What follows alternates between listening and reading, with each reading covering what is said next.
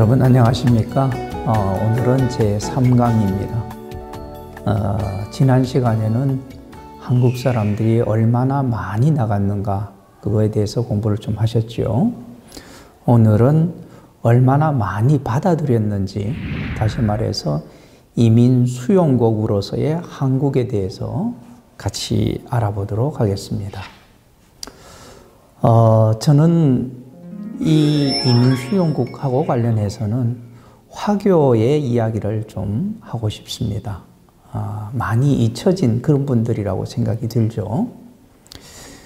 우리가 기억하는 외국인, 그러니까 지금부터 한 140년 전에 이 땅에 들어온 화교들이 있습니다. 먼저 이 화교라는 말을 살펴보면은 빛날 화자, 그리고 더불살이 교자가 되겠습니다. 그래서 빛난다는 것은 중국을 의미하고, 더부살이라는 것은 중국을 넘어서서 살고 있는 사람들을 말합니다. 이 화교의 역사는 우리 근대사의 역사와 그 맥을 같이 한다, 이렇게 보시면 되겠습니다. 좀 더 정확하게 말씀드리면은 1882년에 이모군란이 일어납니다. 이모년에 일어난 군인들의 반란이라는 의미지요. 이것이 어떻게 해서 이루어졌느냐 하면은, 이제 그 일본이 들어와서 별기군이라는 신식 군대를 만듭니다. 그러다 보니까 이제 이 신식 군대에게는 지원을 많이 하고, 과거부터 있었던 그 구식 군대에 대해서는 상당한 홀대를 했던 거죠. 그러던 중에 이제 이 훈련 도감에서 이 해고된 구식 군인들에게 13개월이나 밀린 임금을 주는데 아주 그 저급한 쌀을 줬던 겁니다. 그러니까 이 구식 군인들은 그렇지 않아도 차별을 받는데, 이거에서 붕괴해서 이모년에 군란을 일으키고, 그리고 일본인 13명을 살해하게 됩니다. 당연히 일본은 가만히 있지 않겠죠. 그래서 군대를 파견하자 똑같이 이 청나라에서도 약 3,000명 정도가 파견이 됩니다. 이 사람들이 이제 그 인천을 통해서 이렇게 들어오게 되는데, 이 들어올 때 한 40명 정도의 군역 상인들이 따로 들어오게 됩니다. 그래서 이 사람들이 거기에 들어와서 처음에는 이 개항장에 몰려 있었지만은 점차 이렇게 확대해서 나가게 됩니다. 참고로 이 군역 상인들이 갖고 온 것 중에 하나가 호배추라는 게 있습니다. 중국 배추를 갖고 왔던 것이죠. 그래서 이제 이 배추를 가지고 우리가 본격적으로 김치를 만들기 시작을 합니다. 아무튼 이 화교들은 그 인천의 설린동이라든지 서울의 소공동에서 소위 차이나타운을 만들게 됩니다. 이제 그 차이나타운에 가보신 분들은 알겠지만은 그 입구에 보면은 누각을 많이 세우죠. 이런 형태는 비단 한국뿐만 아니라 미국이라든지 하여튼 화교가 나가 있는 곳은 거의 다 이렇다고 보시면 됩니다. 그래서 뭐 LA도 그렇고, 그리고 보스턴에도 그렇고, 뉴욕에도 마찬가지입니다. 이 사람들은 이제 중국에서 비단을 갖고 오게 되고, 그거하고 이제 교환을 할 수 있는 것이 조선에는 인삼이 있었지요. 그래서 이 두 개를 서로 교역을 하면서 많은 부를 누리게 됩니다. 그래서 이 사람들이 점점 많아지는데, 그러다 보니까 그거하고 관련된 노래라든지 이런 것들이 만들어지게 됩니다. 우리가 한번 기억해 볼 것은 1937년에 나온 그 왕서방 연서라는 그런 노래가 있습니다. 김정구 선생님께서 부르신 노래인데 여기에 보면은 비단이 장수 왕서방 이렇게 나오게 되죠. 그래서 우리가 중국인 하면은 왕실을 많이 떠올리고 그리고 비단 장수. 그래서 대부분 이런 사람들은 뭐냐 하면은 아주 돈을 좋아하는 사람들. 그리고 그 기생을 굉장히 좋아하는 사람으로 그려지게 됩니다. 1883년에 한 200명 정도 되었던 화교들이 1910년에 가면은 12,000명으로 아주 급격하게 늘어납니다. 그런데 이 조선에 들어온 화교는 주로 산둥성에서 들어오게 됩니다. 조선과 가장 가깝게 있는 곳이지요. 그런데 이 산둥성에서 아주 그 중요한 고유 음식이 있는데 그것이 바로 짜장면이 되겠습니다.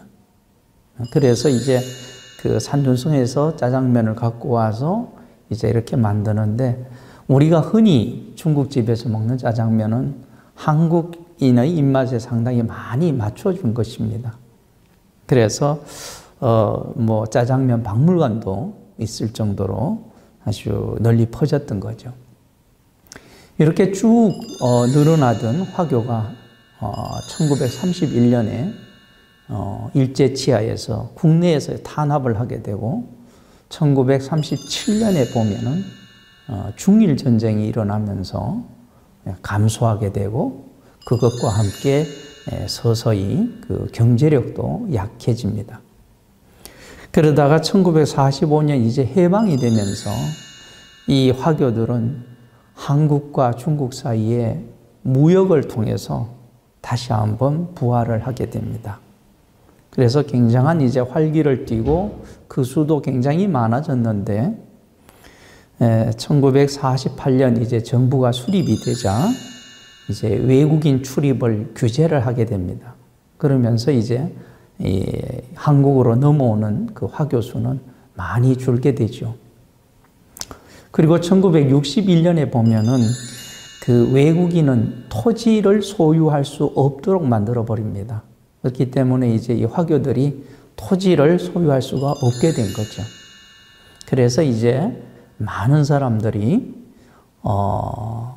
짐을 꾸리고 홍콩이라든지 좀 가까운 곳으로 많이 옮겨가게 됩니다. 현재 한국에 남아있는 화교들은 뭐 3세까지 합하면 약 5만 명 정도로 추산이 됩니다. 그래서 이제 여러분들이 잘 아시는 가수라든지 탤런트 중에서도 이 화교들이 있습니다. 전 세계에 이제 나가 있는 화교들이 약 5천만 명 정도 됩니다. 여러분들이 아시다시피 이 화교들은 거의 전 세계에 다 퍼져 있다고 보시면 되는데 아마 그 가장 힘들게 어떻게 보면 살았던 곳이 바로 이 한반도 한국이 아니었나 이런 생각이 듭니다. 이민자들이 이렇게 본격적으로 들어오게 된 것은 1990년대부터라고 말할 수가 있습니다. 쭉 늘어나서 2020년에는 비록 코로나 때문에 많이 위축이 되더라도 215만 명 정도의 외국인 주민이 현재 거주하고 있습니다. 이들을 이렇게 그 수로 구분을 해보면 외국인 노동자들이 가장 많고 그 다음에 외국인 동포들이 많고 그 다음이 결혼 이민자고 그 다음이 외국인 주민 자녀 순입니다. 이들은 한국의 경제 발전과 함께 한국에 들어오게 된 것입니다. 그것을 우리가 조금 더 유형별로 나누어서 좀 보도록 하겠습니다. 먼저 그 결혼 이민자의 경우에는 농촌 노총각 문제 때문에 시작이 되었다 이렇게 볼 수가 있습니다. 여러분도 아시다시피 1962년에 제1차 경제개발 5개년 계획을 발표하게 되죠. 그리고 1967년에는 제2차 경제개발 5개년 계획을 발표하게 됩니다. 이제 이렇게 하면서 대도시 근처에다가 공단을 만들게 됩니다. 그래서 뭐 여러분들이 생각할 수 있는 대표적인 공단이 구로공단이죠. 1967년에 만들어졌습니다. 이렇게 공단을 만들고 인력이 필요했는데 그 인력을 주로 농촌에서 데려왔던 것이죠. 그래서 이제 생겨난 한자어가 이촌항도. 그래서 촌을 떠나서 도시로 몰린다. 이런 얘기가 되겠습니다. 그런데 이렇게 사람들이 고향을 떠난 건 맞는데 이 성비의 차이가 있었던 겁니다. 예를 들어서 남자의 경우에는 부모님을 모시고 선산을 지키고 그렇기 때문에 고향을 쉽게 떠날 수가 없었습니다. 반대로 여성의 경우에는 출가 외인이라고 여겨졌기 때문에 중학교 정도만 마치고 서울로 올라가서 이제 공단에 취직하고 거기에서 일을 해서 집으로 돈을 보내는 그런 역할을 하게 됩니다. 그래서 매년 여성들이 남성들보다 조금씩 더 많이 나가게 되면서 1980년대 말에 가게 되면 엄청난 그 성비 불균형이 생기게 되는 것이죠. 이촌향도하고 관련해서 제 머릿속에 떠오르는 노래 하나가 있습니다. 1973년에 그 홍세민 씨가 부른 흙에 살리라라는 노래가 있습니다. 이 노래 가사를 보게 되면은 왜 남들은 고향을 버릴까? 고향을 버릴까? 나는야 흙에 살리라. 부모님 모시고 효도하면서 흙에 살리라. 이런 얘기가 있습니다. 이런 노래가 이미 그 당시에 어떤 상황을 잘 대변해 주는 것이지요. 아무튼 이렇게 이제 그 성비 불균형이 생기고 농촌에는 노총각밖에 없으니까 이제 시어머니 정도 되는 분들이 이제 강력하게 요구를 하게 됩니다. 외국 처녀라도 수입하자. 이제 그때 이제 1992년에 이제 한중 수교를 하게 됩니다.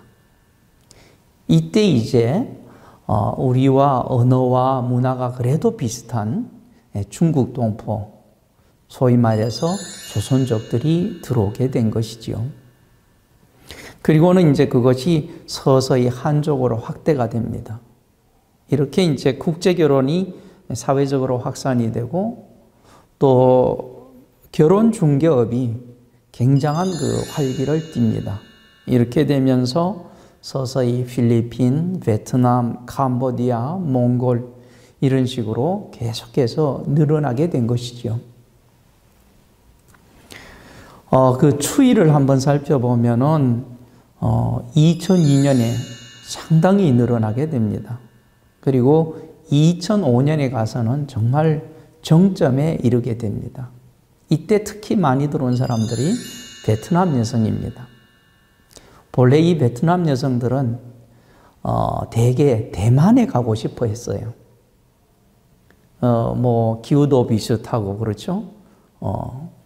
문화도 크게 다르지도 않고 그래서 대만으로 많이 가려고 했는데 문제는 이제 대만 정부에서 이렇게 무분별한 결혼 이민이 사회적 문제가 된다. 그래서 이제 국제 결혼을 할 사람들은 교육을 받으라. 이렇게 해서 강화를 하면서 이제 대만 남자들이 많이 포기를 합니다. 그래서 이제 이 대만으로 준비했던 베트남 여성들이 그 대안의 하나로 남한으로 들어오게 되죠. 그래서 쭉 늘어나게 됩니다. 그러다가 이제 이 한국에서도 2014년에 이 결혼 이민을 하는 사람들에 대한 규제를 강화하고 남편이 교육을 받도록 하면서 그 비율이 많이 떨어지게 됩니다. 그래서 최근 그 평균 증가율은 한 1.6% 정도밖에 되지 않습니다.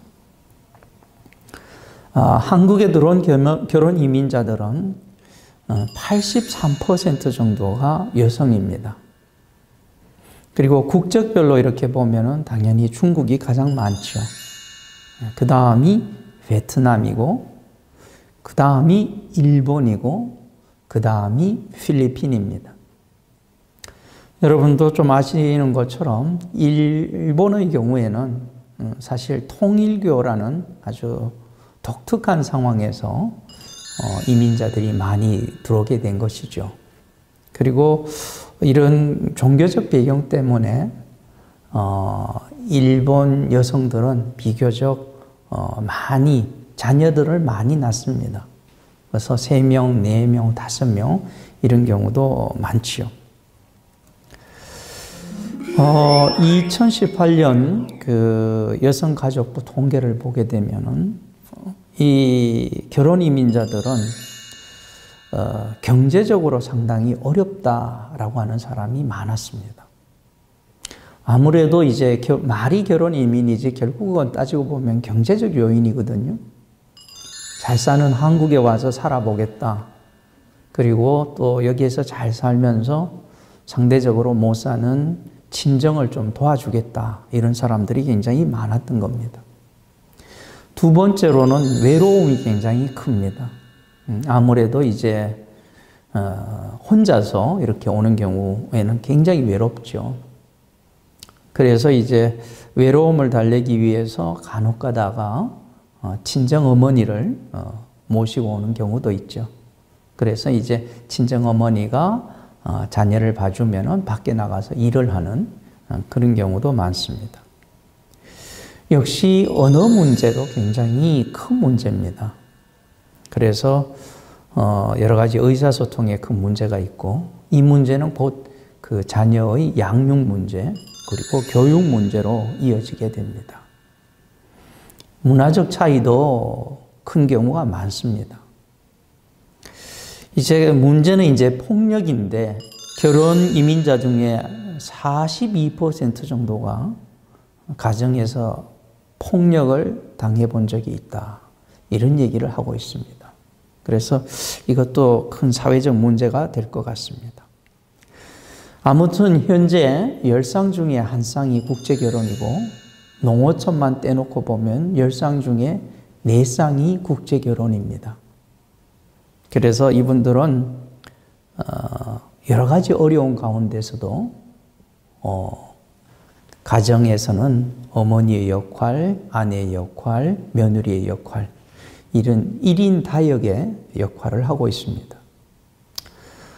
제가 순천에서 강연을 할 때 어느 유치원 선생님 하신 말씀이, 교수님 이번에 7명 원아를 모집했는데 다 외국인 엄마를 둔 애입니다. 이런 말씀을 하시면서 쟤들이 없으면 우리 문 닫아야 돼요. 그럼 그 유치원 문 닫으면 몇 년 후면은 그 근처에 있는 초등학교가 문을 닫아야 될 겁니다. 그래서 제가 꼭 강조하고 싶은 말씀은, 이분들이 여러 가지 어려움도 있고 또 우리가 잘 해드리는 것도 있겠지만 분명한 것은 한국 사회에 기여하고 있다는 사실을 우리가 꼭 기억하자는 것입니다. 두 번째 집단은 외국인 노동자들입니다. 성공회대 박경태 교수님은 이 외국인 노동자들이 들어온 배경에 대해서 4가지를 말씀을 하십니다. 첫 번째는 1960년대 공업화, 그것이 큰 요인이다, 이런 얘기죠. 이미 앞서 말씀드린 것처럼 이촌향도 현상이 벌어졌죠. 그죠? 그러면서 1980년대에 가면은 국민의 대부분이 도시 생활을 하게 됩니다. 그러면서 이제 농촌에는 노동력도 부족하고, 그리고 대도시에는 또 제조업도 굉장히 어려움을 겪게 되죠. 두 번째 요인은 대학 진학률입니다. 1981년에 소위 그 졸정제라는 게 있었는데, 그래서 대학 정원의 30%를 더 뽑아서 공부를 하지 않는 사람들은 졸업을 시키지 않는, 그러다 보니까 130%가 대학에 들어오게 됩니다. 그래서 1980년대 초반에 그 대학 진학률이 30%였다면 2006년에는 82%까지 올라가게 됩니다. 이렇게 화이트 칼라들이 나오면서 이 사람들은 3D 업종을 기피하게 됩니다. 여러분들이 아시다시피 dirt, difficult, dangerous 이런 일들을 하지 않게 되는 거죠. 그래서 노동력의 구조적 공백이 생기게 됩니다. 세 번째 요인은 1980년대 후반의 민주화운동, 노동운동입니다. 여러분들이 잘 아시는 것처럼 이런 노동운동이 일어나게 되면 임금 상승을 부추기게 됩니다. 그런데 대기업의 경우에는 그런 걸 좀 더 감내할 수 있었지만 중소기업의 경우에는 그걸 감내하기가 어려웠습니다. 네 번째 이제 요인은 뭐냐면은 대규모의 국제대회를 개최했던 겁니다. 86년에 아세안 게임이 있었고 88년에 올림픽이 있었죠. 이렇게 이제 올림픽을 개최하고 전 세계적으로 이게 중계가 되면서 중국이라든지 동남아의 청년들이 이 한국을 기회의 땅으로 보게 됩니다. 그래서 많이 오게 되는 것이죠. 이 외국인 노동자하고 관련된 제도는 크게 두 가지입니다. 하나는 산업연수생 제도고 또 하나는 고용허가제가 되겠습니다. 1991년에 이제 산업연수생 제도를 실시하게 되는데 그 취지는 개발도상국의 아주 유능한 인력을 한국에 들여와서 한국의 어떤 선진 기술을 전수해 준다 이런 취지였지만 사실은 이 사람들을 불러놓고 기술 전수보다는 단순 인력으로 활용을 했던 것이죠. 그러다 보니까 연수생이니까 임금을 제대로 주지 않았죠. 그러다 보니까 이것을 사람들은 현대판 노예제도다 이렇게 비판을 하게 됩니다. 그래서 이제 거기에서 일을 하다가 이 사람들이 좀 더 돈을 많이 주는 곳으로 옮겨가게 되면서 졸지에 미등록 노동자가 되는 것이죠. 그래서 한때는 40만 명 중에서 80%가 미등록 노동자가 된 경우도 있습니다. 그리고 2003년에 가면 이제 고용허가제를 도입을 하게 됩니다. 이것은 기존의 산업연수생 제도보다는 진일보된 제도다 이렇게 볼 수가 있죠. 크게 네 가지 면에서 두 제도는 차이가 납니다. 먼저 자격을 보면은 산업연수생 제도는 글자 그대로 연수생입니다. 고용허가제에서는 이 사람들은 노동자가 된 것이죠. 그 다음에 관리 주체가 산업연수생 제도인 경우에는 민간 사업주 단체였습니다. 그런데 고용허가제에 가면은 그거는 국가나 공공기관이 되겠습니다. 그 다음에 이제 인력을 배정을 할 때 그 원칙을 보면은 사업주나 노동자의 경우에는 산업연수생 제도의 경우에는 선택의 여지가 없었습니다. 그냥 주는 대로 받아야 됐는데 이 고용허가제의 경우에는 사업주가 이 노동자를 선정하고 그리고 계약을 맺게 됩니다. 그리고 마지막으로 산업연수생 제도에서는 내국인을 반드시 우선적으로 고용해야 한다. 이런 것들이 없었는데 고용허가제에서는 내국인을 먼저 우선적으로 고용하고 빈자리가 있으면 외국인을 고용한다. 이렇게 바뀌게 된 것입니다. 외국인 노동자들도 점점 늘어나고 있죠.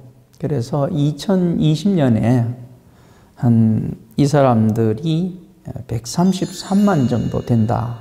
이렇게 추정을 하고 있었습니다.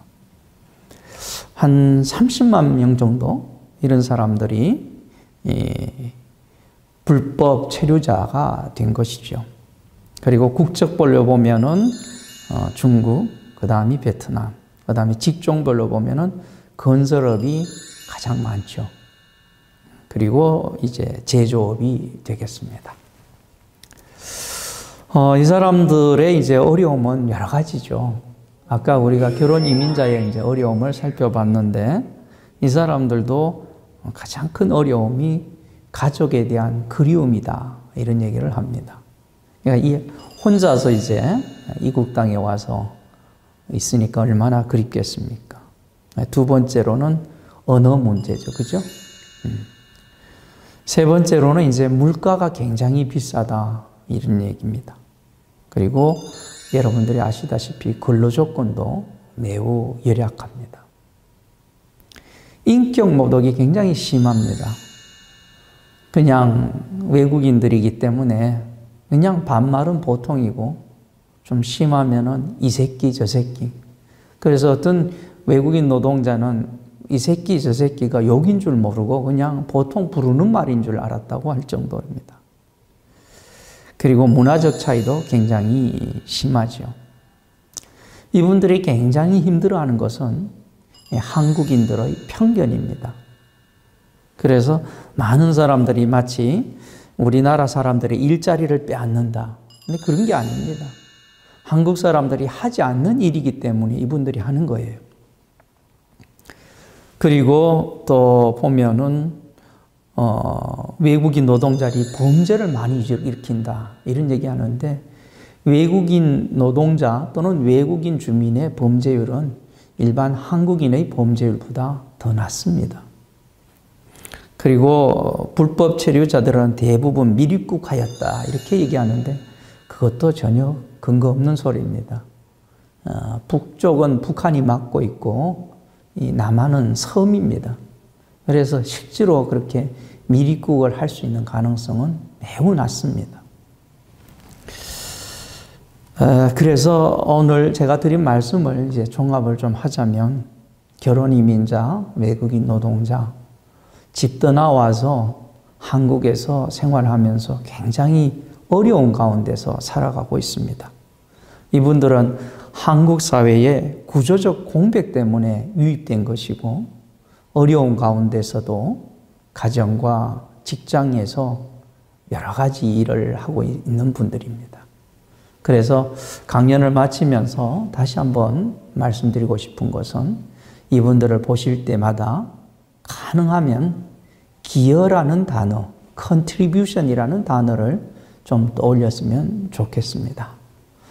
자, 이것으로서 3강을 마치도록 하겠습니다. 감사합니다.